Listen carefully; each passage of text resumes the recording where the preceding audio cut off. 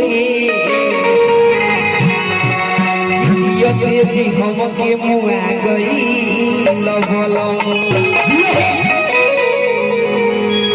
कहती औरत भैया निमा लगे तो ताली बजावे के बा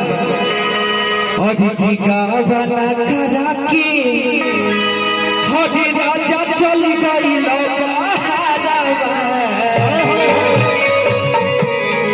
अधिकी यही बना तो चली जाइब राजा हम नई अरे भाई देखो भैया कबेले इशारा करता कबेले ना अबेले बुझाई ल कहल गइल बा कि भोजपुरी भाषा जरूरी है जे के बोले से पहले समझल बुझल दोनों